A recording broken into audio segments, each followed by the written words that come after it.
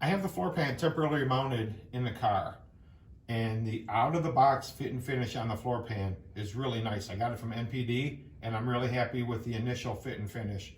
I will have to do a little bit of detail work here and there to get it exactly how I want it, but that's gonna really be very, very minor. They do a really nice job on the floor pan, but not all the cars are exactly the same. So when you're doing something like this, you may have a little bit of fiddling around here and there to get something like this to fit exactly how you want it.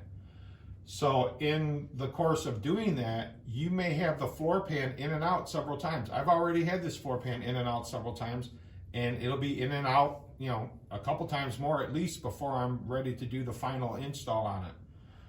So in order to make sure the pan goes back in the same place every single time, because that's very important, especially if you're having to make other patch panels to fit around this pan like I am here for the toe board, you want to make sure the floor pan goes back in the same spot every single time, and that's how you do it. I have it bolted to the connectors here, and then where the floor pan and the trans tunnel come together and they overlap, I have them screwed together there.